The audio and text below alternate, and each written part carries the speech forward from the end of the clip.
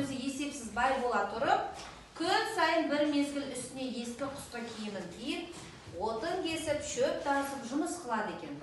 Бір күні өзінің жақын таныстары бұны, жомарт, Құдай берген дәулетіңіз бар, ашқа тамақ, жалаңашқа киім, киімсізге, үйсіздерге үй болдыңыз, сөйтіп тұрып, өз басыңыздың кемшілікке салып, жете алмаған жарлыша отын кесіп, шөп тасығаныңыздың мағынасы не деп сұрайды? Сол кезде ол айтады, 4 түрлі себеп бар дейді. Қазір сол 4 түрлі себепті айтып бересіңдер маған. 4 себебін айтады. Не үшін отын тасып, не үшін жаңағы не істеп жүрсің дейді ғой? Отын арқалап, отын жарып, су тасып, не үшін сондай тірлік істеп жүрсің дейді.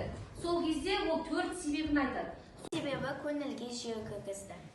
Басқаларға үлгі көрсету. Мен өз бейнетіме тапқан 1-2 болған нан сатып алып жесем де бойыма сол тамақ болып тарайды. Еңбекпен табылған дәмнің тәттілігі, сенімділігі болады екен. 4-шісі Құдай берген дәулетті өмісіп тиісті орындарына жаратпай, көбісін өзім ішіп жеп, өзім тұтынсам мал берген, иесін күнәлі болармын деп қорқамын деді. Атымтай жомарт кім екен сонымен балалар? Атымтай жомарт қайырымды, есепсіз бай, кедейлерге көмектесетін кісі.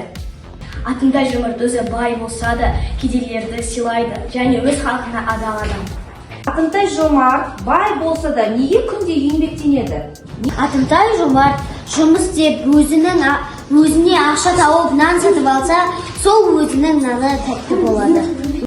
Еңбекпен табылған нанның дәмі тәтті және сіңімді болады. Өз бейнетімен 1-2 пұлға нан өзім сатып алып жесем, сол тамақ мен бойыма тарайды. Балалар, еңбек туралы қандай мақал мәтел білесіңдер? Еңбегін еңбек сыйла, еңбегін еңбек сыйла. Еңбектің наны тәтті, жалқаудың жаны тәтті. Еңбегің қатты болса, татқан тәтті болады. Еңбек етсең ерінбей, тояда қарның тілемей.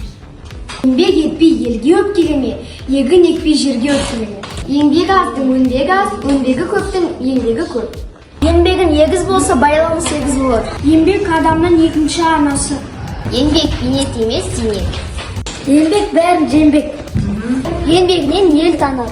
Еңбек еткен мұратқа жеткен.